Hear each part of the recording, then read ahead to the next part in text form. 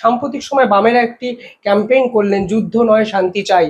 আপনি এই ক্যাম্পেইনটা সম্পর্কে কিভাবে বলবে, মানে ভাবছেন বা দেখছেন যে এই ক্যাম্পেইনটা সত্যি কি পঞ্চায়েতের ওই সাধারণ খেটে খাওয়া মানুষকে টাচ করতে পারে? মানে তারা কি বুঝলেন যে একটা দেখো, মানুষ কি চাইছেন? বামেরা, আমি যদি মনে করি বামেরাদের কৌশল যদি হয় মুসলমানদেরকে বার্তা দেওয়া, যে দেখো আমরা মানে মোদি হলো হিন্দুদের হিন্দু সম্রাট, ফলে মানে মোদি যুদ্ধে যাচ্ছে, ফলে আমরা শান্তি চেয়ে মুসলিমদেরকে একটা বার্তা দিতে চাই, এইটা একটা একমাত্র ব্যাখ্যা হতে পারে। কিন্তু তুমি বিশ্বাস করো, বামেদের অসংখ্য ইস্যু ছিল। আমি তোমাকে একটা উদাহরণ দিই। 7ই মানে মে উচ্চ মাধ্যমিকের রেজাল্ট বেরিয়েছে। বিশ্বাস করো, সারা পশ্চিমবাংলায় প্রত্যেকটা এলাকায় ছাত্রছাত্রী অভিভাবকরা উদ্বিগ্ন। কলেজের পোর্টাল খুলছে না, সেন্ট্রাল পোর্টাল রাজ্য সরকার খুলছে না। রাজ্য সরকার ওবিসি ক্যাটাগরির রিজার্ভেশন যেহেতু হাইকোর্ট বাতিল করে দিয়েছে, ফলে রাজ্য সরকার তার রাজনীতির জন্য সংখ্যালঘু মুসলিমদেরকে বার্তা দেওয়ার জন্য এই মানে ভর্তি প্রক্রিয়া শুরু করেনি। এটা নিয়ে বামেদের আন্দোলন নেই। অথচ এটা নিয়ে বামেদের আন্দোলন করলে 10 লক্ষ সরাসরি মানে উচ্চ মাধ্যমিকের পরীক্ষার্থী ছিল, তাদের অভিভাবক নিলে অন্তত 50 লক্ষ লোকের কাছে পৌঁছতে পারত। কিন্তু বামেরা, কিন্তু আমি তোমায় বারবার বলছি যে অহেতুক কিছু আন্দোলন করছে। তার মধ্যে অবশ্যই যুদ্ধ নয় শান্তি চাই একটা আন্দোলন হতে পারে, মুসলিমদের বার্তা দেওয়া ছাড়া এর থেকে ফল কি হবে আমি জানি না। কিন্তু আন্দোলন করা উচিত ছিল। কিন্তু এই যে 7 তারিখে মানে উচ্চ মাধ্যমিকের ফল বেরোলো, ছাত্রছাত্রী অভিভাবকরা দিশাহীন, রাজ্য সরকার ভর্তি প্রক্রিয়া শুরুই করতে পারছে না, কেবলমাত্র রাজনীতি করবার জন্য ওবিসি ক্যাটাগরির সংরক্ষণ মীমাংসা না করে তারা এগোতে চাইছে না। এবং এইদিকে বহু ছাত্রছাত্রী প্রাইভেট কলেজ বিশ্ববিদ্যালয়ে ভর্তি হতে বাধ্য হচ্ছে লাখ লাখ টাকা দিয়ে। এই নিয়ে তো তীব্র থেকে তীব্র আন্দোলন করতে পারতো, যে ভর্তি প্রক্রিয়া শুরু হলো না কেন, মমতা বন্দ্যোপাধ্যায় জবাব চাই, জবাব দাও, এই নিয়েই তো স্লোগান তৈরি করতে পারতো। এরকম 100টা ইস্যু তোমাকে আমি বলতে পারি যেগুলো মানুষের দৈনন্দিন জীবনের ইস্যু। বিশ্বাস করো, বামেরা সেই সমস্ত ইস্যু কখনোই আন্দোলন করে না। এবং আমরা যখন এগুলো বলি, আমাদেরকে ওরা সমালোচনা করে, নিন্দা করে, গালমন্দ করে। কিন্তু আমি আবারও বলছি তোমাকে, বামেরা যে শীত ঘুমে গেছেন, শান্তি কিনছেন বিরাট সংখ্যক বাম নেতারা। তো আমি একটা উদাহরণ দিই, তোমায় বলি, তুমি যে অঞ্চলে থাকো, দীপশিতার টাইটেলটা কি? দীপশিতা ধর। ও কল্যাণ ব্যানার্জির বিরুদ্ধে মানে প্রার্থী হলো সিপিআইএম দলের।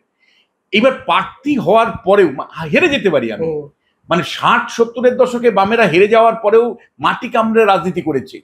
তুমি আমায় বলতে পারো দীপশিতা কয়দিন তোমার বালি নিশ্চিন্দাতে গ্রামের যে মানুষের যে ড্রেন নেই, মানুষের যে মানে সিভিক যে সার্ভিসগুলো সব পাচ্ছে না, জল নেই, সে ঠিক মতন মানে সিভিক সার্ভিসগুলো নেই, নর্দমা পরিষ্কার করে না, কোনোদিন গেছে? আন্দোলন করেছে? লোকাল লেভেলে কোনো আন্দোলন দেখেছো? উপস্থিতি দেখেছো? মানুষের কোনো দুঃখ দুর্দশা নিয়ে ভোটের হারার পরে যে লেগে থাকে, তাকেই না মানুষ আস্থা রাখে। ভোটে হারার পরে দীপশিতার যদি লেগে থাকতো, তাহলে মানুষ বলতো যে না, এর উপর ভরসা করতে পারি। এই হেরে যাওয়ার পরেও কিন্তু মাটি কামড়ে পড়ে আছে। আমাদের যে সমস্যাগুলো সেগুলো নিয়ে মিউনিসিপ্যালিটিতে দৌড়চ্ছে, কখনো কখনো পথ অবরোধ করছে, কখনো রাজ্য সরকারের কাছে ডেপুটেশন দিচ্ছে, কখনো আমাদেরকে সঙ্গে নিয়ে বসছে। ফলে এই যে মানে হেরে যাওয়ার পরেও নিজের উপস্থিতিতে রাখা, তুমি আমায় বলো, শুধু দীপশিতার কথা আমি কেন বলবো, আরো যারা মানে হয়েছিল, ইভেন সৃজন এখন মানে এসএফআই এর সর্বভারতীয় সভাপতি হবে, মানে সেক্রেটারি হবে, মানে যুব মানে ডিআইএফআই এর সাধারণ সম্পাদক হবে, ময়ূক রঞ্জন বিশ্বাসকে সরিয়ে। তুমি আমায় বলো যে কতটুকু মানে মানে হেরে যাওয়ার পরে সৃজন কতটুকু লেগে আছে, ভাঙরে কতবার গেছে, বারুইপুরে কতবার গেছে, সাধারণ মানুষের দুর্দশায় কিভাবে যুক্ত আছে। আমি প্রত্যেককে আমি বলতে পারি, একমাত্র প্রতিকূল আমি শুনি প্রতিকূল রহমান একটু একটু যুক্ত আছে ডায়মন্ড হারবারে, যদিও ভয়ঙ্কর অবস্থা তার দারিদ্রতা এবং তার উপরে যে অত্যাচার শাসক তৃণমূল কংগ্রেস করেছে, ভয়ঙ্কর অত্যাচার করেছে, তারপরেও প্রতিকূল অন্তত বাকি একটু ভয়েস দিতে চাইছে। বাদ বাকি সিপিএম এর ইয়ং ব্রিগেড যে নামিয়েছিল, পরাজিত হওয়ার পরে মানুষের সাথে নেই কেন? ফলে এই প্রশ্নটা তো আসবে। ফলে দিনের শেষে আমি তোমায় বলছি যে যুদ্ধ নয় শান্তি চায়ের থেকেও কিন্তু অনেক বেশি গুরুত্বপূর্ণ আন্দোলন হলো যে কেন মানে এতদিন হলো উচ্চ মাধ্যমিকের রেজাল্ট বেরোনোর পরেও ছাত্রছাত্রীরা ভর্তি হতে পারছে না। মমতা বন্দ্যোপাধ্যায় জবাব চাই, জবাব দাও, বা বাত্য বসু জবাব চাই, জবাব দাও, এ নিয়ে আন্দোলন অনেক বেশি প্রাসঙ্গিক হতো। অবশ্যই 2026-এর আগে পঞ্চায়েত দখল করতে হবে রাজনৈতিক দলগুলোকে, না হলে আসলে ক্ষমতার মসনদে বসা যাবে না।